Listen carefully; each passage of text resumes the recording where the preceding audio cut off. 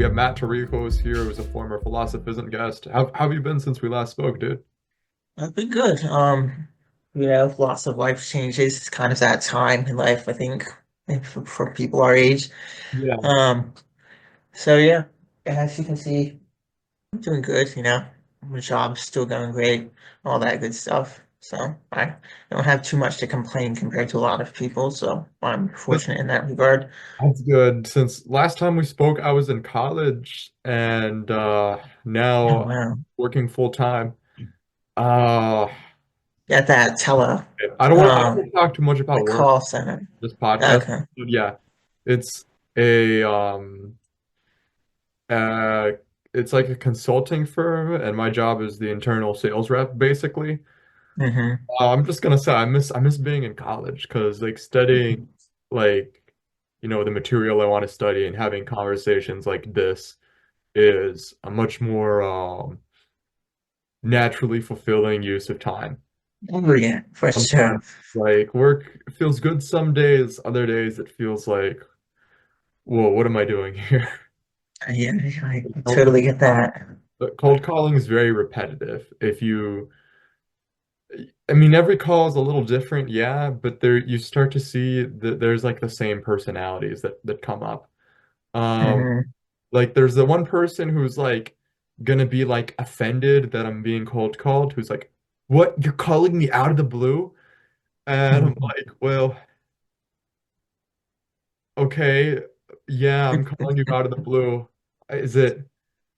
But also, like every conversation has to start somewhere, you know? It's like they're so offended about the fact, not that I'm calling them, but that it's out of the blue.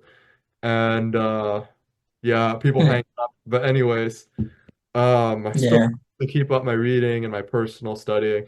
And so we're on here today to have a sort of debate discussion between Hayek's view and you said like Lenin's view. And so before Yeah, I started to read, I don't want to presume and say, oh, my view's Lenin's view, yeah, But I would like to why Hayek? attempt to show why it's so bad, from a Marxist perspective, and also kind of how if you have an understanding of Marxism before you read the book kind of falls flat on its face. But yeah, it's kind of like it was written for, people who didn't really have an understanding of Marxism and were just starting to get interested in Okay. alternative ideas. And Yeah. it's kind of like gatekeeping them from Marxism, right? It's kind of like the here's everything bad you need to know about communism book. It's kind of like a step up from, Fair. the Okay. Black Book of Communism, but it's still not very good work at all. I mean, there's definitely some of that, but naturally they will.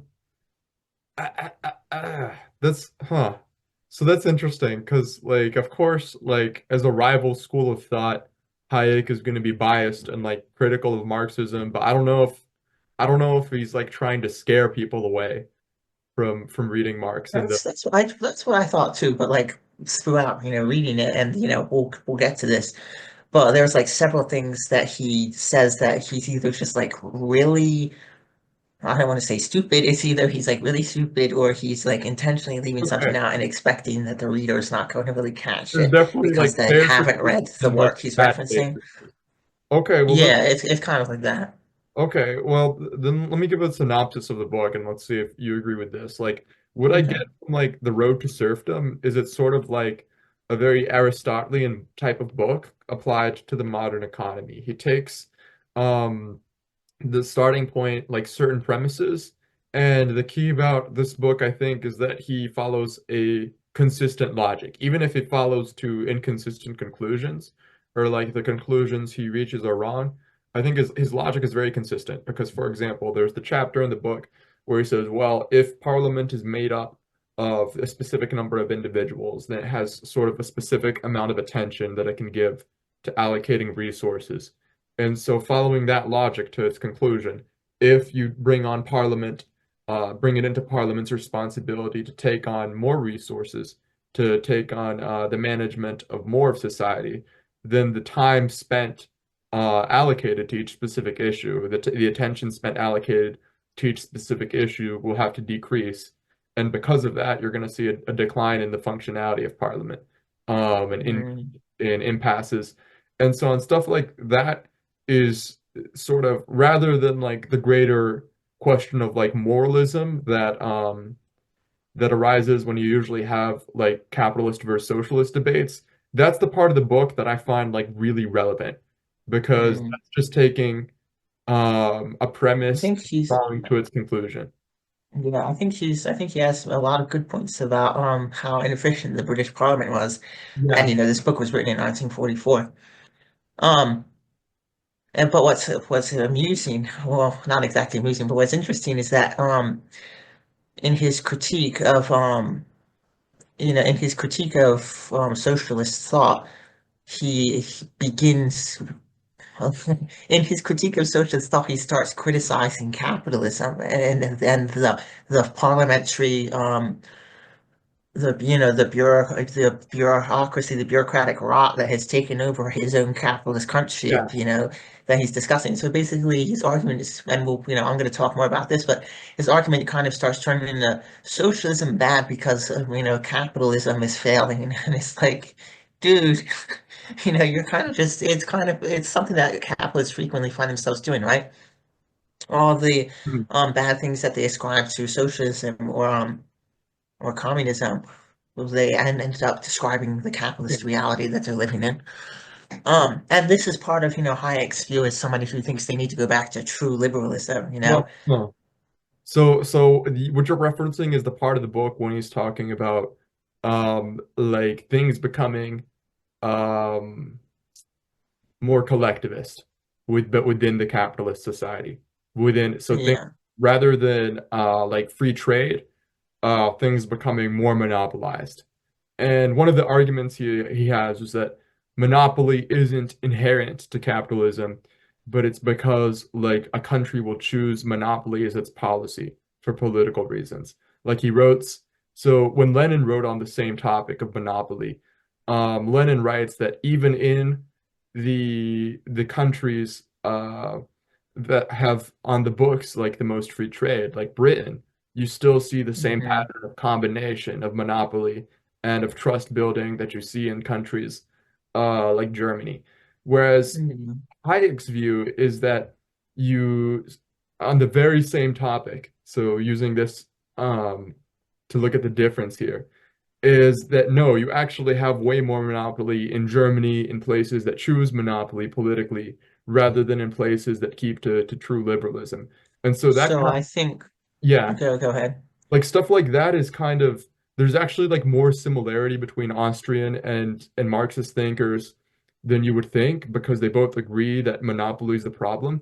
But a lot of disagreement comes from where you look what you consider to be the starting point. So if you consider Yeah. the economic base like Marxists do, like the fact that you live in a profit-driven system to be the ultimate cause, to be the starting point, then monopoly is going to be like an outcome of capitalism. It's going So to, basically, I think what's happening is Hayek and people who would agree with him, there was way more monopoly in Germany, was it you said? yeah, Um, or everybody could see that in the time, and the reason for that was, remember the thing that Marxists also say, Germany was one of the most industrially advanced countries, and that's something that history and Marxists, Marx said this way back in the 1870s, that the more advanced the capitalist country is, the more the monopolies are going to build up. It's just, whereas Hayek and the like sees it as a deviation from capitalism, Marxists kind of see it as the logical conclusion of capitalism, that the giant yeah, monopolies form basically. And so since Germany, was more industrial advanced, they were more advanced down the capitalist road than England was, despite the fact that you could argue, well, I wouldn't say that you could argue that they had a later start than England, because the original bourgeois class yeah, began in Germany, but they kind of, they did have a kind of pausing of it when the like the Kaiser and all that rose up in Germany. But then it continued, and their industrial expansion accelerated beyond England, and I think that's why they have monopolies. It wasn't, and he says like they chose monopoly as their form of government. It wasn't exactly that as much as it was. Um, the corporations and the owners of them had amassed capital to such a point, and then they were able to manipulate the government with that amassed capital to make it that way monopolies, were protected basically. To And some, it's the same thing, that we see happening today, like all the companies like Coca-Cola, all that crap. They use their accumulated capital to protect their monopolies. yeah. I mean, to some extent, that's true, but it's also the case that people people see employment as an end in itself. And this I kind of agree more with the Austrian school. So rather than letting the economy go through its ups and downs, rather than letting companies fail, like protecting monopoly power and protecting the interests of the companies that employ the most people is a political objective that people support when they don't understand the other cost, the externality of that. Because if you like you I see this all the time in political debates where the candidate will say, well, we protected this many jobs. Well, yeah, but at what cost? When you have the state Hmm. going into debt to private investors just to balance the budget, when you have like the price of goods Okay. going up, and then you have like a small segment of the population that has their jobs protected. That's the way Hayek sees things. And so the focus, in my opinion, when people like lose their jobs, should not be to try and protect the factories that they remain employed in, but to protect those people directly, to have help them get through directly Hmm. until the economy reorganizes in a way that employs them naturally. And so there's this phenomenon of like when trade unions actually end up siding with the capitalists, which is something that Lenin also cites, in order to prevent new competitors from coming in order to keep things more stable, then that's what I think Hmm. Hayek is saying, that it actually kind of is, it's more of a critique of mixed economies rather than of like what Lenin's idea of socialism would be, or Mm. like Marx's idea of socialism would be. So I I agree with you on that. It is kind of funny that he's ascribing that to like the supposed desires of what socialists want versus hmm the way that Yeah, the and I think, economy has developed. yeah, you think that's kind of like one of the things, right? Like it's not just, about the monopoly. I mean, it's not just about his theories on, like the market and all, but there's like a ton of stuff in here. So like, in the first chapter, Hayek says, we have progressively, I'm just going to do a voice that way people can tell when I'm reading Hayek. Okay. We have progressively abandoned that freedom in economic affairs, without which personal and political freedom has never existed in the past. Referring to 1840s England, when they saw an explosion of free trade and eliminated basically all of, their tariffs. But the personal freedom that supposedly accompanied this never really appeared, did it? This was around the same time as the potato famine in Ireland, which was the direct result of the tyrannical British policies engineered to create the disaster, and the enslavement of all England's colonies.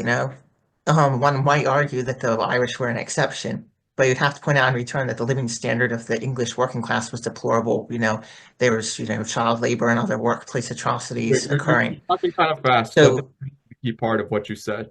So Hayek is saying that the Irish potato famine is an no, example. no, no, no, no, no, no.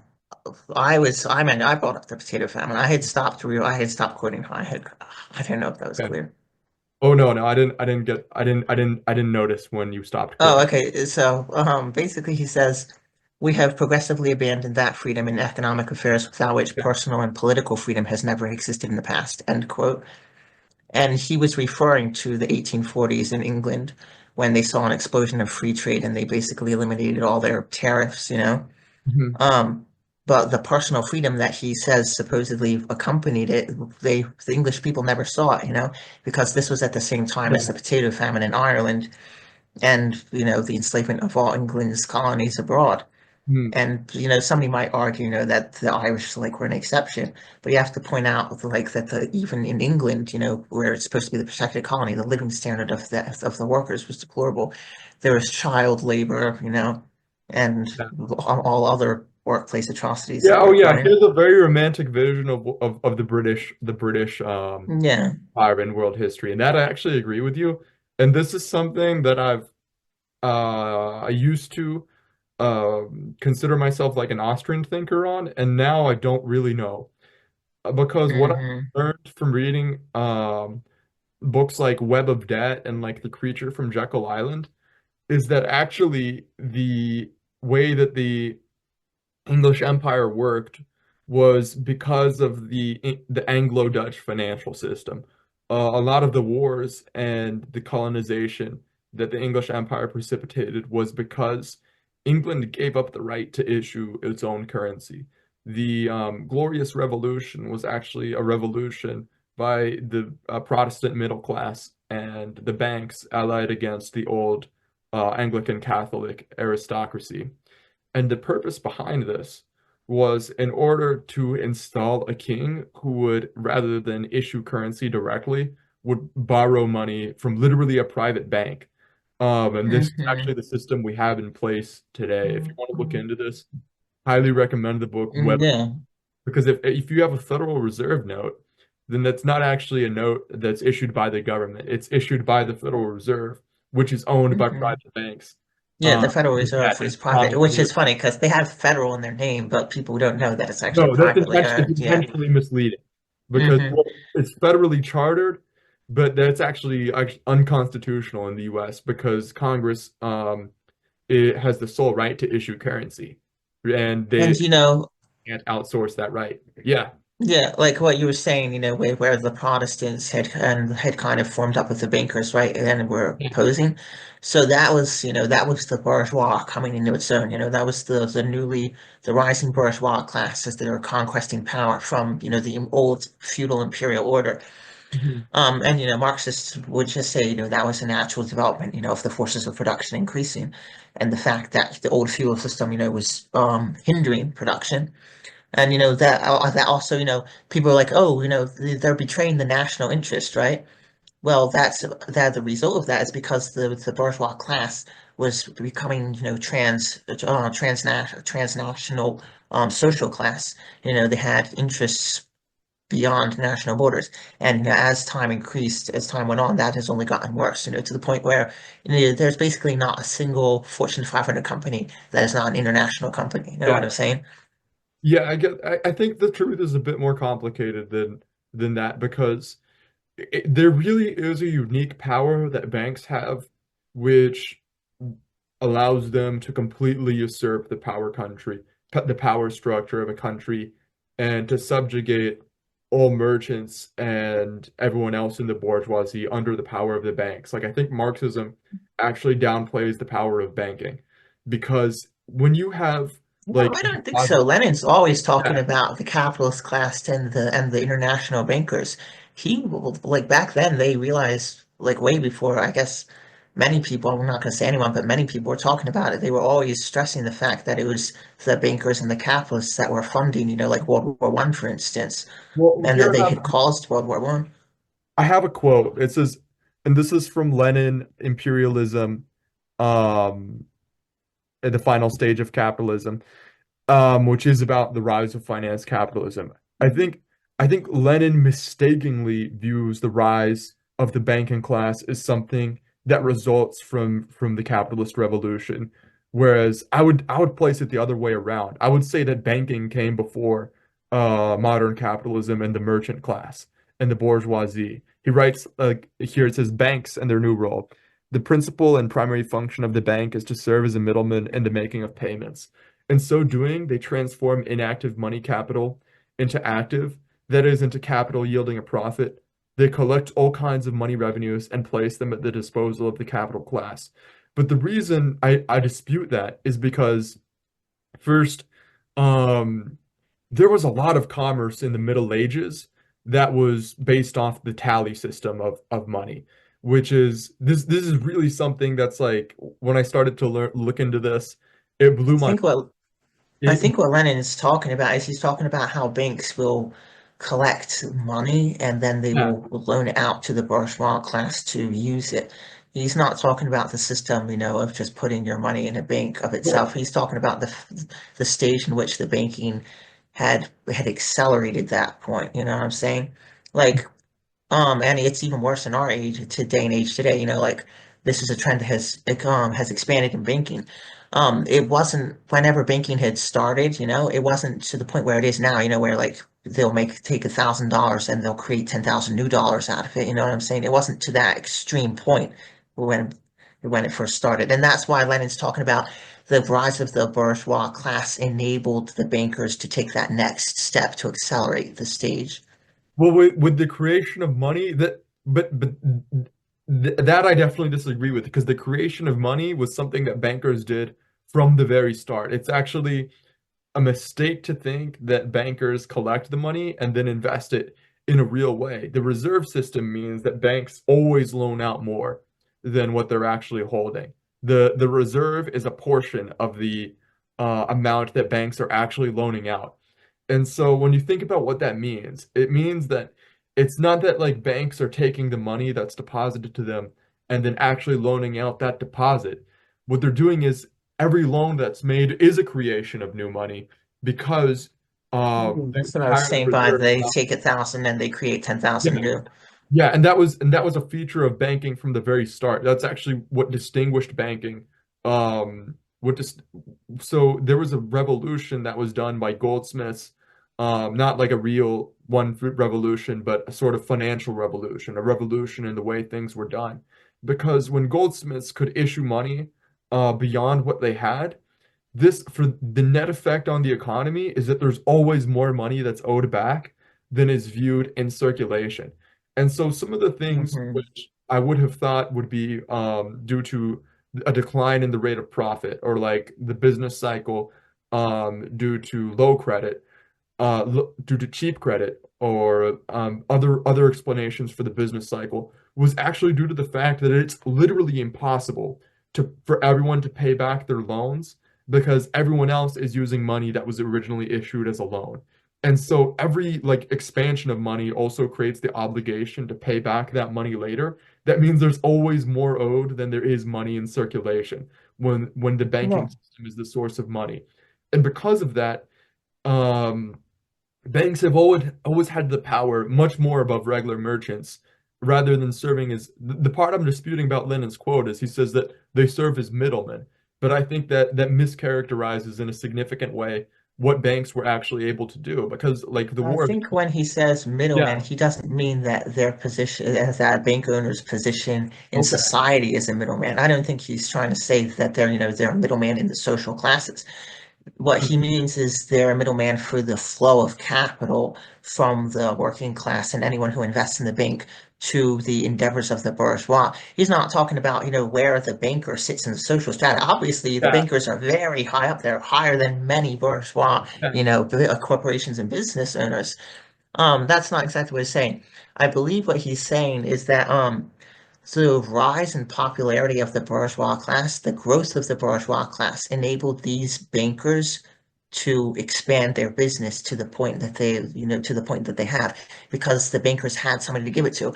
Take a monarch, right? A Yeah. monarch, yeah, he might use a bank in the last stages of monarchy, but kind of when it was all beginning, if a monarch needed money, boom, raise the taxes and he gets all the money. He didn't really have a need, for a bank. Whereas this new rising bourgeois class, they didn't have any other way to really, secure capital. So they would go to the banks. And as that bourgeois class got bigger, the banks were able to expand and expand and expand. And that's what he means by, they're middleman. He doesn't mean that them as the people are middlemen in the social strata. That makes sense. I get that now. But also if the fact that um that made a lot of sense to me. It's the merchants. So your argument is that it's the merchants that created the demand for banks, which then in Exactly, my view, exactly. banks Which were allowed the yeah. bankers to shoot to the top. It's not. We're not saying that the bankers aren't up there. Yeah, like the IMF. If the banks are insanely powerful, they might be the most powerful organizations on the planet right now. Hmm. But their role was as middlemen, as transitioners. Exactly. I get that. Yeah. Matt, I want to put to you this question. When I was reading Lenin in order to get the counter view to what Hayek had, Hmm. here's the critique I tried to form.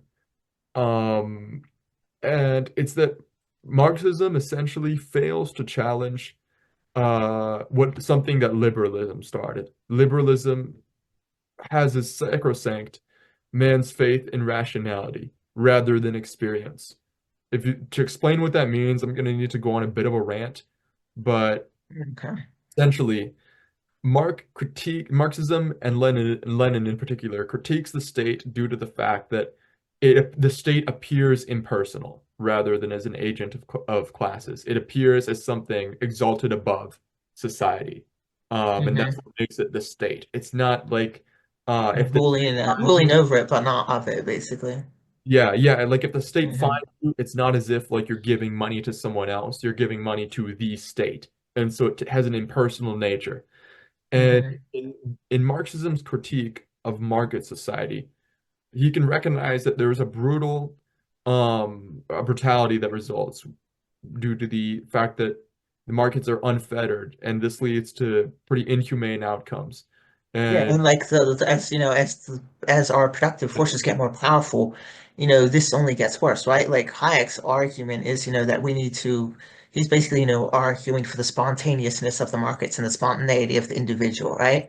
but it's not based off of the argument. The difference is Hayek's argument isn't based off of um like kind of a teleology of rationalism, because Hayek's argument is that yes, you have like the spontaneity and the organization of markets, which is unplanned, which is going to be imperfect, and rather than He trying, feels like any attempt to yeah, plan it is going to make things worse, basically. I there's yeah, well, there's some exceptions he allows for, but the Yeah, he actually, does. yeah, Like, like regulating, like how am I like keeping people from, making just poisonous products and stuff like that. yeah. Well, the point I'm making is, uh, actually, you're right. You're right. I'm gonna agree with you on this. So, libertarianism as a branch of liberalism, it has this faith in Hmm. reason as a powerful guiding force for society, and there, because of that, um, Which would be a great thing to believe in if the ruling class showed any amount of reason amongst a lot of them. But unfortunately, I haven't seen any. let me. You know what I'm saying? It's like I get it's it. kind of like this. It's like if one member of the bourgeois class had, kind of sees, oh my gosh, society's going to hell. We kind of need to put the brakes on, right? Yeah, And, so they, reason. So they start trying to use their reason to try and, make better decisions to, bring things back to normal. But the yeah, problem is, since all the members of the bourgeois are also in competition with each other, as soon as one of them steps on the brakes, the other ones step on the gas to get that much ahead of him. So any member of the ruling class who attempts to, yeah. To fit to do. to do some good in society, the others are going to use that to take advantage of him and get ahead of him. So eventually, basically, the softest heart falls to the bottom in capitalism, and whoever is willing to be the most ruthless stays on top. And so they all know that. So even if they wanted to, they pretty much just have to be. They should pretty much, they have no other choice if they want to stay there. Well, but the opposite could also happen where the person who steps on the gas, then the person who steps on the gas goes too far, and then they're no longer. So say for so to make a specific example of that.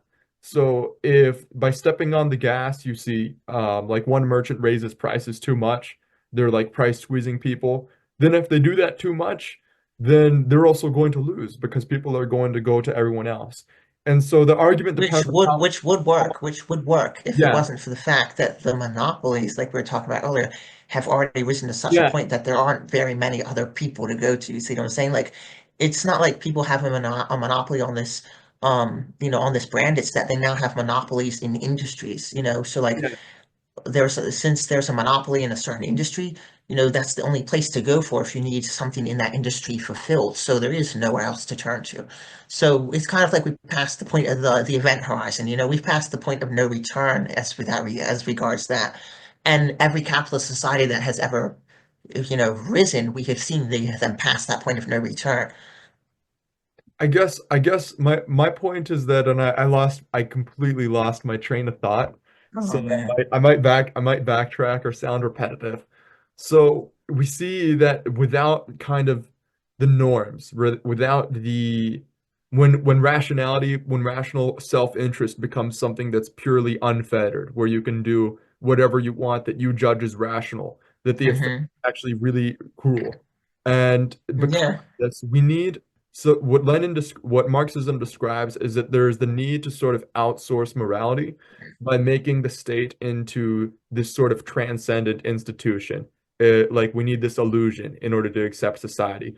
So, like for example, we wouldn't accept a personal In rule. capitalist Yeah, society. yeah, in capitalist society, Hmm. we wouldn't accept a personal ruler or a ruler with an inherited position, and we need judges who uphold unequal conditions to appear like they're deriving their morals from some transcendent source, like the con Hmm. or like And not from a biased class that's yeah. ruling us. And so, in other words, Marxism recognizes that rationalism isn't enough to justify government when it comes to the capital stage of development. I agree. Here's my critique. But when the commune or workers act for the rational collective interest, um, when they strip away all the pretense of inheritance and it holds the collective interests, the result in Marxism that Marxism predicts is that humanity finds liberation and is able to assume the reins of control directly. And so my critique is that simply because it's different people doing it for a different end, supposedly, then you have a completely different result. Because Lenin argues in the book The State and Revolution that there Hmm. won't be this new like sort of transcendent awe that the worker state had, the proletariat state had. But that actually is what happened in the experience of many attempted attempts at socialism. And so Hmm. like Lenin's argument and Marx's argument depends strongly upon the belief that you can separate form from function. So what I get from reading Marx is that you have the belief he's arguing for is that if you have the state apparatus and it has to be a state in decay, like a state that's already withering away, taken Hmm. by the proletariat to serve proletariat ends, then the state will stop reproducing itself.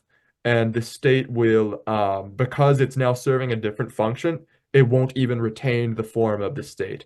And that is a really strange argument to me because even though I agree that all the attempts at socialism faced sort of like exterior pressures, like they were in Yeah. competition with the United States, despite that, it's still a very strange argument to based on experience to think that the state would wither away simply because it adopted a different function, a different end goal.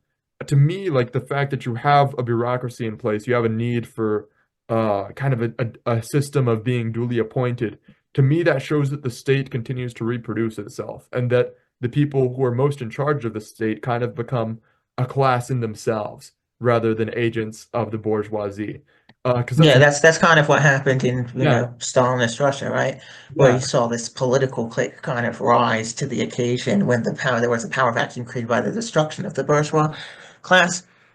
And there were a lot of factors that went into that. That was and what we also have to recognize is that when that one revolution went wrong, it influenced all the others because, for them to have success, Stalin was basically like, follow our communism or, we're not going to help you. So that basically was how it was able to reproduce itself in most of the subsequent countries. Um, but the main thing that happened in the Russian Revolution was basically, um, so there's a quote by Lenin, and even like Engels and Marx said it, but basically back before the revolution even happened, they're like, we never cherished even the slightest hope that, and I think this was Lenin talking in 1919, so this is only 2 years after the revolution. It's like we never even cherished the hope that we could, that the revolution would succeed, without the aid of the international proletariat, right?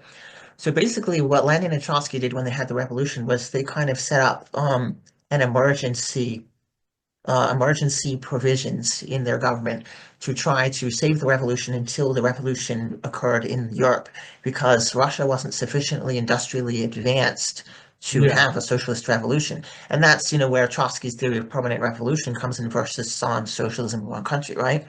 Basically, Lenin and Trotsky were saying, we can't have a revolution here, but we can't build socialism without the entire earth being on board with this. Because of the world market, everything's so international. If you want to trade, and this is the problem that China's running into, right? That's why China currently today is capitalist. If you look at them, they claim they're communists, but they're clearly functioning as a capitalist entity, right? They have billionaires, they have private businesses, Hmm. and the reason for that is because to compete on the world market for to trade for the things you need, you have to produce excess revenue, to be able to buy things at the price that the capitalists are selling it for, and unless you have, a majority, which communism at its height only ever had a third of the ever had a third of the world, and it still came close to winning. But unless you have, a majority, you're always going to be below the global capitalist community in the things that you can provide and the ways that you can buy them. So it's either, have a completely self-sufficient country where you have all the resources to make whatever you need, which is impossible in the global market, and, the technological advancement, or, you have a global world revolution and all the countries align with you and you have all the resources of Earth to work with when you're planning your economy. Well, So there's that. yeah. And then there's also the issue of the erosion of the Soviets that the Russian people created, right? Um so there were several issues that were preventing the Russian proletariat from really, taking power truly, in the form of the Soviets. I think the reason the Soviets degenerated was firstly, one of the main things is because the Russian peasantry wasn't as as advanced as they need to be. Like a large part of them were illiterate, so even if they wanted, to take part in all these, discussions, there wasn't really a really great way for them to do that. So Lenin and Trotsky basically had to set up a kind of more, structured state in the beginning than they would have preferred to because the people weren't yet ready to rule. So basically, their task was to raise up a proletarian generation that was capable of running the country themselves. But before that was ever able to happen, Lenin died of a stroke, and then Stalin came to power and he started the Great Purge and basically just wrecked everything. Well, but what Lenin wrote here, so just discussing Lenin's theory of how the state would work. I think there's still some reason for skepticism.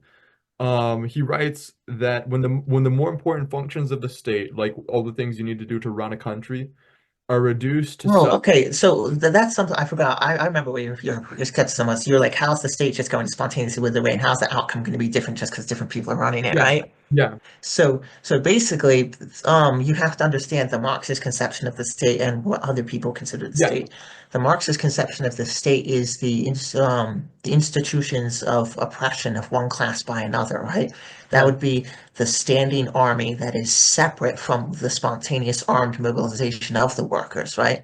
So that means, like police force and all the associating material objects that go along with that, like the prisons, all those things, the instruments of coercion, basically.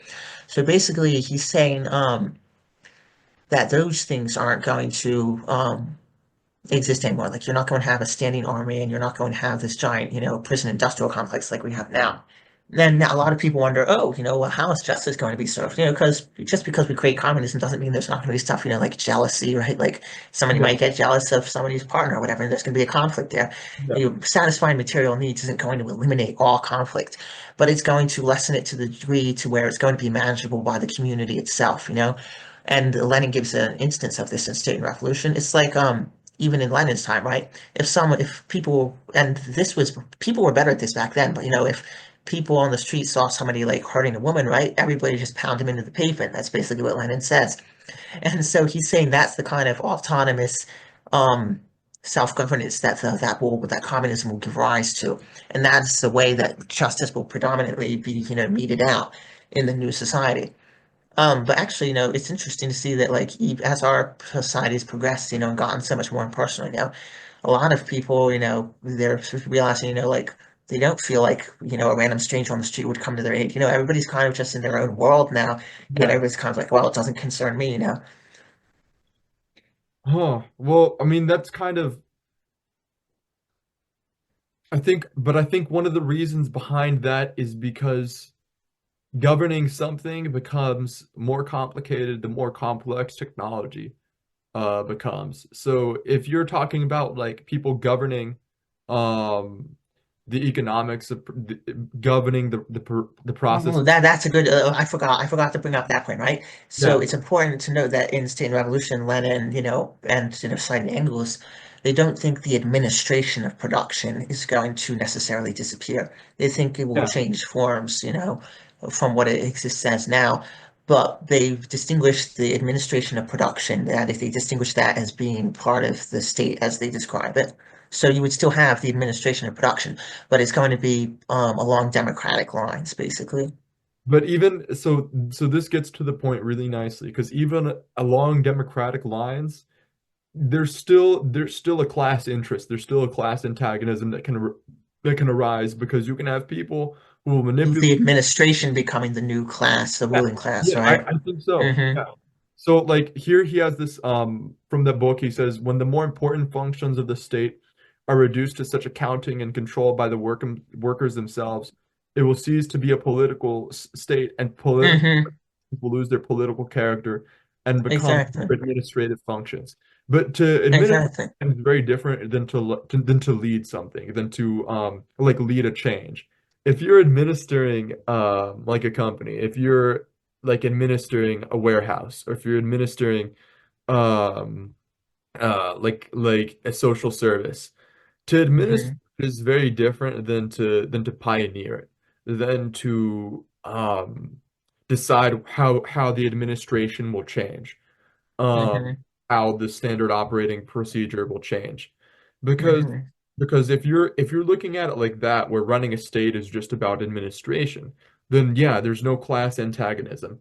But because people are constantly going to, or how should I say this? Like, but because there's the potential for people to want to change things, to change how things are done, then just because you've abolished like one means of production, or you've abolished like officially holding private property, you still have people who can manipulate things in ways that favor themselves. Like via the administration. Like even, I mean, there's like ways that this happens in today's world, which you can argue is due to capitalism. But when I Mm-hmm. researched my research project, what I found is something interesting is that when the so school dist in the US, school districts and county governments are usually two separate entities. The school district is supposed to be independent from the county government. And that's Mm-hmm. actually a pretty bad thing in my opinion because it means that they can just like straw man each other and like not Mm-hmm. operate and kind of screw over the students and teachers. And this actually happens a lot because when I looked at the funding requests, the thing that stood out to me is that oftentimes there are funding requests for more administrative costs that got met, meanwhile, that got met by the county. Meanwhile, the requests for more teachers, like just straight up didn't get met by the county. Mm-hmm. And so there's a certain like way of looking at it where, okay, if I'm in charge of administering things, I'm in charge of making decisions. That's a little bit of power that I can use to Yeah. and then find ways to make more power and make And it. this is exactly Lenin and Engels, they realized this, and that's why something else that they said was that you're still going to have to protect against that tendency, right, of the administrators trying to favor themselves, right? And the way that they said to do that was that all the people have to be armed, right? They called it the armed proletariat, which Right. was, the self-acting armed organization of the proletariat. And this harkens back to what Karl Marx said in his address to the Central Committee of the German Workers, right? He said the whole proletariat must at once be armed, with rifles, cannon, and ammunition. Any attempt to disarm the workers must be frustrated by force if necessary, right? So Yeah. they understood that it was really, it's kind of, like what we were trying, what our founding fathers, theoretically were trying to do, by giving us the right to bear arms, right? It's the realization, that for people to be free, they have to have means of self-defense and means of coercion, right? That's exactly what a rifle is, right? It's Hmm. means of coercion. And we want our class, our working class, to have means of coercion, and so that they can control, the systems and the administrators to operate their lives. So that's one thing. The other thing that Lenin said was that the administrators have to be paid, as long as currency still exists, while we transition from socialism to communism. They have to have the average wage of an average worker. That's it. No more, no less. None of these, fancy perks and all these things that we're seeing Yeah. now. And the other thing was that they have to be recallable at any time by the Yeah. people that they represent. And if you look at every communist country that's ever risen, none of those things have ever been done. And it's like, it's crazy because, like a lot of people realize, these things need to be done. and people of different, creating different systems. But it's like these three things that are actually going to guarantee the people freedom. For some reason, they never get done. Like Americans talk all the time about, politicians should only make an average working man's salary. That's great. But for some reason, everybody agrees on it, but it never gets implemented. Well, that's because we're not in control of the system. We're not able to implement that. And the people controlling the system have no interest in implementing it because it's against their interest. It's a measure, if it were taken, that would actually help, clamp down on corruption. So there's all that. And then at the end of, and, in the final analysis, you have to, account for the upbringing of the people, right? In addition to all this, you have to raise a generation that's willing to fight for their freedom, right? What's the saying that we have about America that somebody said about America? I can't remember. It's like America's ever only ever one generation away from extinction, right?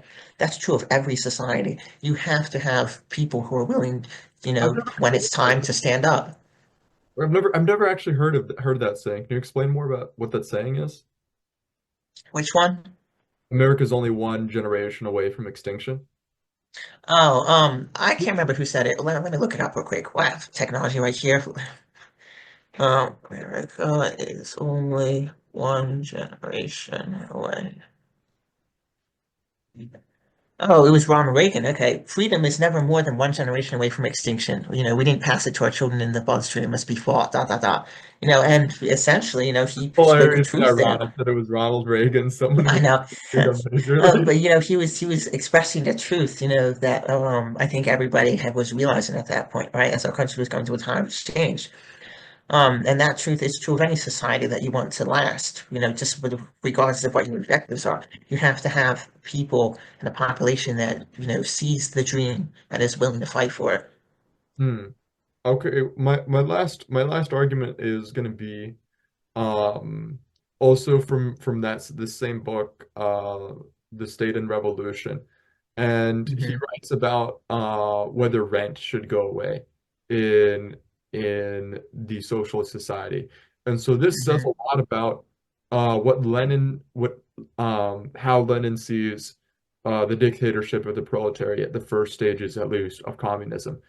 And he writes, in the later case, the individual worker, talking about his rival Proudhon, the individual worker becomes the owner of the dwelling, the peasant farm, the instruments of labor.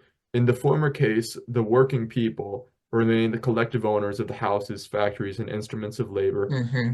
hardly permit their use, at least during a transitional period, by individuals or associations without compensation for the cost.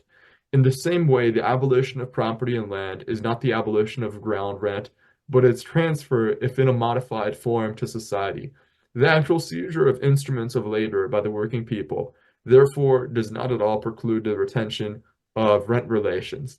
And that to me is, um, I mean, that's pretty strange, isn't it? If you think about the state being the ultimate monopoly, it's like, why would you want to have, yes, even though the people can recall the officials at every time, even though they can vote them out, or they have arms, and so officials are supposed to be afraid of abusing their power. I guess Why would you why like would why would you have a monopoly organization like one the state or the commune or whatever is in charge be the only entity that's really allowed to have a unique claim on property? So if you're talking about it's like not that they have a claim on property, it's that yeah, they're in charge, that they're responsible for administrating the use of it. but And which you could argue has the same end result, right? yeah, And which again, I would reply, right? What force are these administrators going to call upon to execute their will, right? If the proletariat is the one that is armed, then what are they going to say? Hey guys, who were attempting to screw over, defend us. It's not going to happen. So if you've already taken all these steps, about the average wage of the worker, the entire proletariat, being armed, and recall at any time, there isn't really anything that these administrators could do to try to create themselves the ruling class.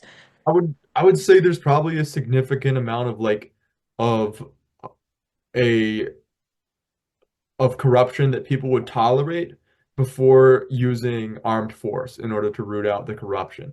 Because then your only options in this scenario, what you're describing, are to fight to get out the corrupt administrators or to refuse to take out the corrupt administrators. And so I to guess what I I'm saying is there's not going to be much of a fight because there's not a force, there's not a special force that that the administrators can call upon to come to their aid. You know what I'm saying? Like in the current state, there's a battle that we have to fight as the proletariat, because they have the forces of the state. They have lean on mostly is the police force, and then they'll call in the army secondary. But even the military of the capitalist state isn't as dependable as their police force. And that's why, in every revolution in history that you look at, every successful revolution, they've had the support of at least a portion of the military because the military isn't afford and it's crazy, like we tend to think, in movies and culture, they always show, in dystopian stuff, they show the military, enforcing the will, but it's probably the oppressive force of the state is primarily the police force. Um, hmm, that's not to say the military can't be used, but it is just to say that, like, even the repressive force of a capitalist state is relatively, small, I get it. This has been a really interesting discussion. I don't have anything else to say because I didn't even get again in my notes on Hayek. We yeah. like totally went off the bunny trails with Lenin. Well, is there anything else you want to say about Hayek? Yeah, this is going to take like ages though, like probably another 20 minutes. I don't know if we have the time for that. Yeah, we can.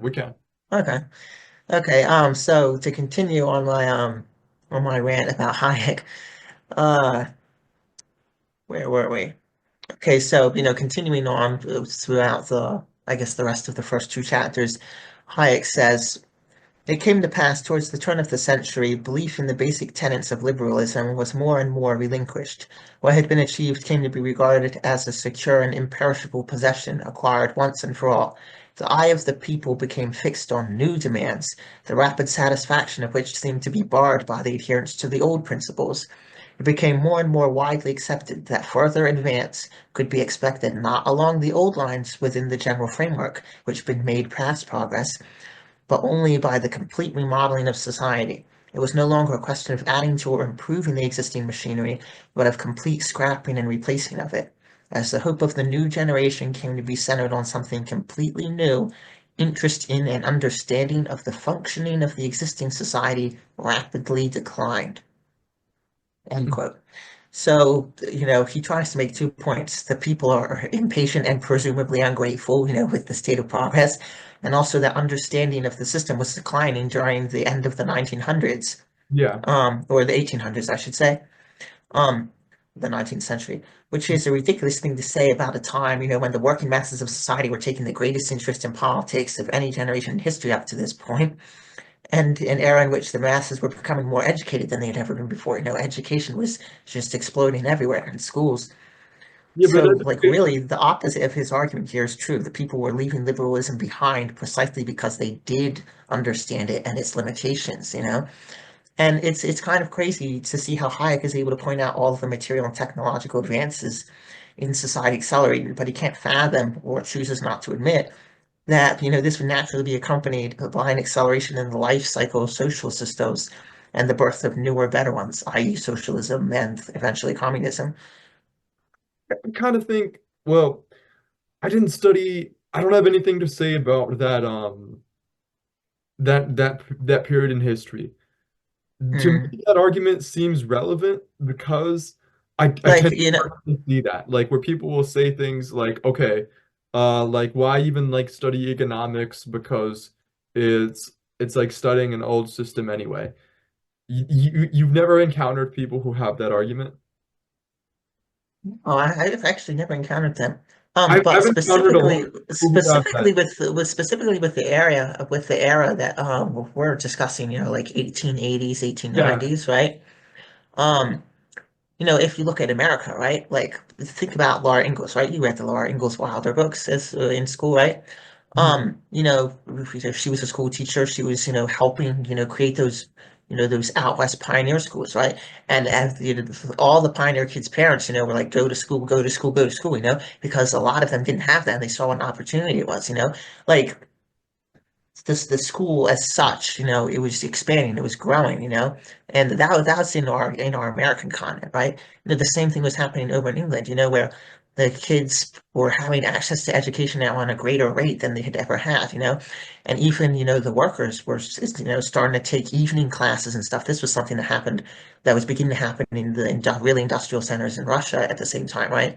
They would be, and Lenin's wife, Nadezhda Krupskaya, she was actually participating in that in the 1890s, where she would have, like a night school for the factory workers to come to and learn to read and stuff like that. So, like, he's criticizing, he's criticizing the intelligence essentially of, the average citizen at a time, like I said, where they were taking the greatest interest, in learning and expanding their horizons, and especially the political scene. So his argument doesn't really hold up that they had no, that they weren't understanding the system that that provided that leap forward. They were finally beginning to understand it, whereas before they didn't understand anything. They were just drudging along with their daily lives. Dude, I've had people who would so I had an old roommate in college and Hmm. he, he had the most like really, really ridiculous arguments. Like he was sort of a philosopher, religious study major person. And Hmm.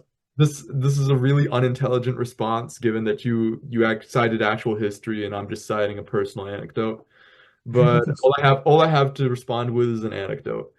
And I would be in like my statistics class and he'd be like, "Oh, well, you don't need to understand statistics because everything either happens or it doesn't happen."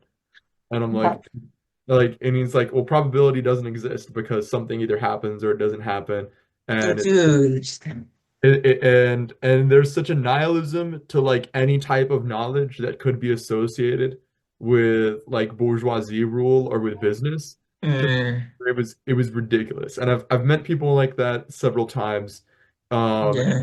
bro, you'll have people who'll say that like economics is like pure fiction, which to some extent it is because it's a discipline that I would say there's certain aspects of yeah, it that are, but it's a yeah, legitimate study. It needs to be studied. but more so in politics, where people will be like, okay, so like the like in classes when we're talking about the Constitution, and maybe this is more like modern cancel culture. It's like I've had people say, well, like, oh well, the Constitution was written by old white men, and I'm like, yeah, that's true, but it shouldn't that shouldn't be like the end point to the discussion. That shouldn't be like the thing that shuts down the discussion.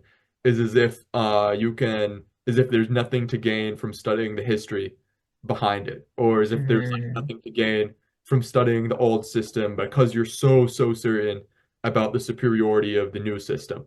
Then that becomes it's just nihilism. Like I think that's what he's talking about. yeah, we definitely, we need That's to very study all educated these things. people. It's Yeah. it's what did Lenin say, right? He said if there's one thing you could say to, the young man coming up, read, read, read, The knowledge is never a bad thing. And so I guess all I could say in reply to that anecdote is, there's stupid people everywhere. Uh, but yeah, and then the next, I guess to continue on, with my notes on Hayek, the next quote of Hayek's that I kind of have an issue with is he says, "Nobody saw more clearly than de Tocqueville." I don't know if I'm pronouncing that really. I Yeah. think I butchered it, but no one saw more clearly than this guy that democracy as an essentially individualist institution dot dot dot end quote, So basically he's saying democracy is an individualist institution, right? So basically they see a liberal scholars, the liberal thought sees democracy as an institution, that basically frees the individual to do whatever the heck they want. Yeah. And so as long as it's liberating the individual, that's seen as, a great freedom. But what they don't understand is that democracy is humanity moving in concert with itself to determine a common future. It's in every way a collective institution, which is funny because he's arguing, in this book against collectivism. And, he ends up accidentally, later on acknowledging that, democracy is kind of not compatible um, with individualism. Um, Mhm. but yeah, Well, there's a difference between liberalism and democracy. If you mean democracy as a means for affecting society, then that would be more of a contradiction.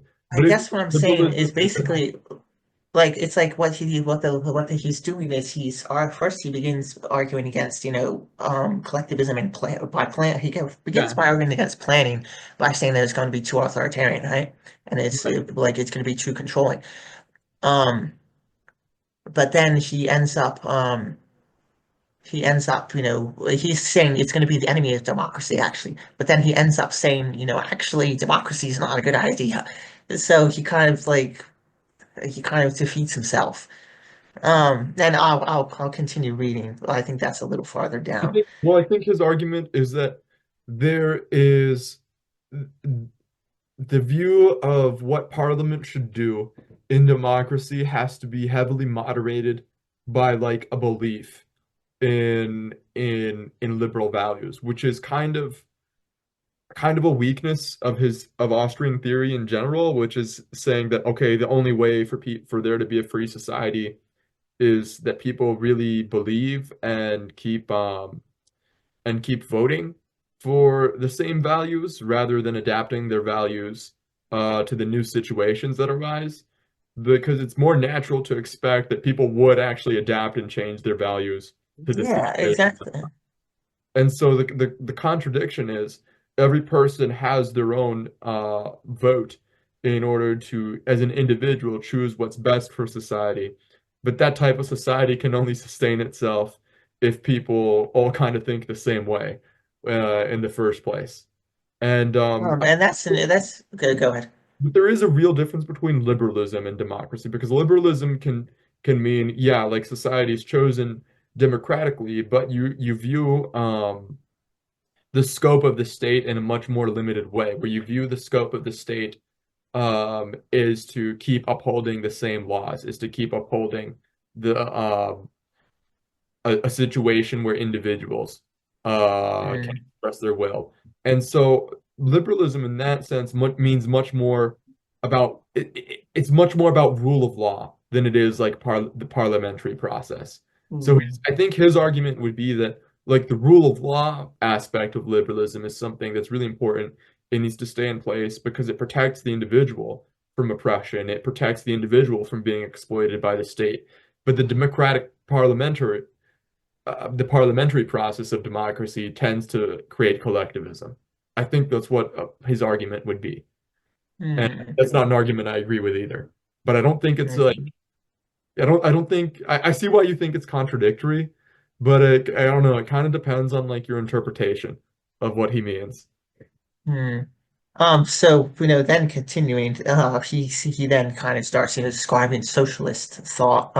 Yeah, And he says the coming of socialism was to be the leap from the realm of necessity to the realm of freedom. It was to bring economic freedom, without which the political freedom already gained was not worth having, end quote. And, I kind of feel like this is a cheap shot, right? Because socialists weren't arguing that it wasn't, the political freedom wasn't worth happening. What they really arguing was that without economic freedom, the masses had no political power and thus no political yeah, that's a freedom. cheap shot. I agree. Freedom in bourgeois democracy always remains about the same as it was in ancient Greece. Freedom for the slave owners, that's what Lenin said. Um, but Hayek's view makes sense if you consider it from the emphasis on individualism, right? He and Yeah, classical liberals see freedom as the ability of one man to beat those around him, into a pulp and rise to the top. As long as this is theoretically possible for every member of society, i.e., their noble birth doesn't aid or hinder them, then they see society as being free, basically. It's kind of that, yeah, if you have the ambition to rise to the top, you pretty much deserve your seat, kind of thing. Although in our modern era, the equivalent of noble birth is being born into the capitalist class now. It yeah. needs no explanation as to why this isn't real freedom or, it's a higher state of affairs for the majority. I think it's, but I do think that it's um what strikes me about Hayek's argument on this topic is that even though it's not desirable, it prevents an even worse outcome of a totalitarian unitary state where everything is determined not by like Ooh, this is a tough topic.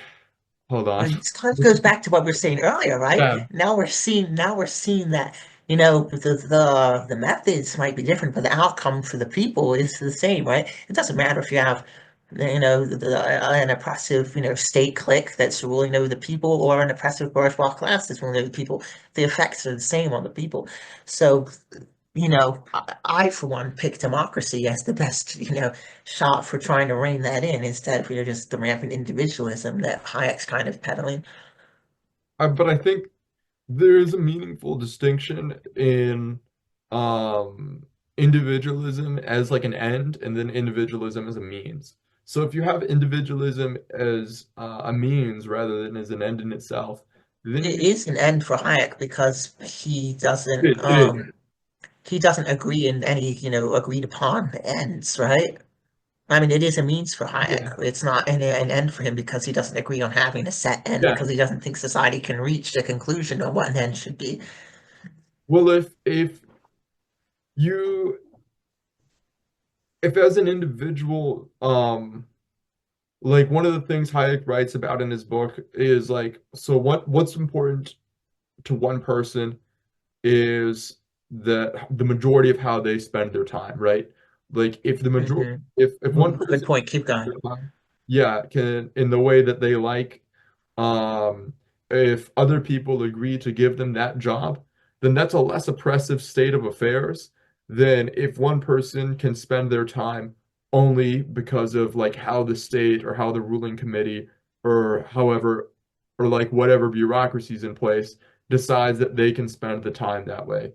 I guess it's a more decentralized tyranny because even if you have one, well, I mean, really, because if you have one person who's in the power where they represent the entire state, like the entire good, then that's actually a much more centralized power where that power could ruin your life if you lived in that society if they chose to do so. Whereas in a society where because there's individual property, so these petty tyrannies are decentralized.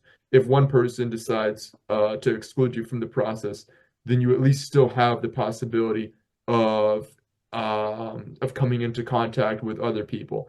If That you would be that would be yeah, that would be legitimate if, it wasn't for the fact that, the tyranny isn't decentralized, right? The bourgeois class is kind of acting, in unity with each other, right?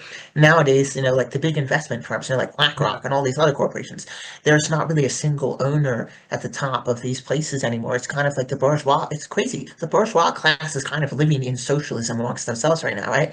They have, they are reaping the common rewards of the success or failure of their corporations. Nobody owns the corporations. They all have, shares of the yeah, corporation, and they appoint all the shareholders, all the prominent shareholders appoint a board of directors, or they're on it to manage, the common affairs, right? So, it has gotten to the point, in the beginning of capitalism, it may have been kind of more, decentralized tyranny, arguably but yes. it's not like that anymore. Yeah, that's a good point. I don't know, I still think there's something to the argument, but at this point my like explanations aren't as eloquent because I'm just getting tired. Mm. But like say for example, uh, so I mean, you don't see anything in that argument at all because if you have society organized along I guess I yeah, should like answer the tyranny of the organized, yeah, administration, right? yeah, I should address that real quick. So, in capitalism, you're like it's basically, whatever you can get, you work, right? yeah, But in the tyranny of the state administration, what that would actually allow to happen is for the people who actually have, merit in a certain industry to pursue that, right? yeah. Like saying, hey, this kid, in college, he's showing he has the best grades and he has the best aptitude for this. So we're going to, there's only a certain amount of these jobs. So since he's so apt at this field and he's shown so much Okay. promise in it, we're I'm going to be really able to move him straight into it, you yeah. see, and he's not going to be hindered by his economic circumstances. Well, I'm really glad you brought that up because that's an excellent point to illustrate what I'm trying to say. Because if you view it that way, as if merit is something that can be objectively measured, and if it is It's something in that can many be cases. measured, in many cases, yeah, but not in every case. No, in So every case, but we're trying to create solutions that can solve, the broad overall region issues. There's going to have to be things that get worked out, but and we need to look at, what's the general case, not all the exceptions. You know what I'm saying? yeah, but I feel like we honestly I feel like we lose something like the human element when we assume that everything can be determined objectively. Because even though doing things the established way can always be measured objectively, like if you have an established process for how something can get done, then yeah, you're gonna be able to objectively measure that this is the way that this person is really good at following that process. It's like with standardized testing. But if you're trying Hmm. to create something totally new, like say either that's an industry, that's in economics, like you're trying to create a new way of producing something, or if like it's an art and culture, if it's like something more with the humanities, if you're creating a new genre, if you're creating a new type of band, then that's something that requires a lot of subjective individual judgment. It can't be Mm, objectively. And so what Hayek is saying yeah. is that when you move towards the society that wants to determine things objectively, that that society will probably be really good and really efficient at getting done what's already established how to do. But then we lose the human element of creativity and of individual subjective judgment into how we should interact. Mm, So because of and that becomes, I think, like more dangerous when there's fewer states or the states become more centralized.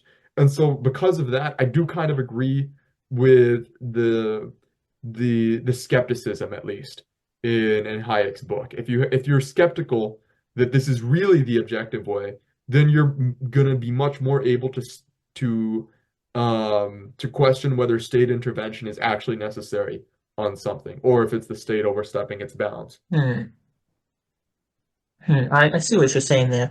Um, it's kind of like, if someone like having this kind of, standardized administration kind of prevents someone from doing things the unconventional way, right? Yeah, And I would say, in response to that is we're already living in that, right? Like let's take an entrepreneur in today's society, right? They come up with a great thing. Maybe they make a video game, right? yeah. Um, but they Doesn't can never necessarily rise to it. What happen. always happens is I made a great video game. Yay, now I have the opportunity to sell it to the big game studio monopoly. That's what always happens, That's the reality we're living in, It's not this, place where we can kind of, Yeah, the spontaneous, rising to the top kind of thing. It's kind of like, you get your shot to make a buck and you have to sell it to the guys at the top. And if you decide, yeah, I'm not going to sell it to them, I'm going to, see it to them, make this rise. Oh my gosh, so and so shot himself in the back of the head 6 times, and now now this other thing has his idea and they're running with it. And it's like, and that's the kind of the way, in which we say, the capital that they've amassed allows them, to commit atrocities like that, and everybody knows something crazy happened, but nobody can, stand against it, right? So yeah, we're kind of already at we're already reaping the negative connotations that that you kind of spoke about. And one thing that I will kind of touch on real quick is you know, people a lot of times they feel like this kind of central planning is going to destroy human creativity, right? That's an argument we hear a lot. But yeah, if you actually look at this is one time where I will cite existing socialist countries. If you actually look at them, they have produced some of the most like vibrant and creative art and culture, and scientific breakthroughs and stuff like that. I don't think collectivization necessarily excludes the possibility of innovation and creativity. I don't think that at all. And I do think that we have sufficient historical uh, framework, to support that. yeah. Thank you for this discussion. It was a really, really challenging discussion for a lot of reasons. I'm Yeah, glad to have you on the podcast again. yeah. Uh, Thanks for having me. Like I said, I was reading Hayek, and I thought it'd be cool, kind of go on and share, exchange thoughts. well, we've got to do it again.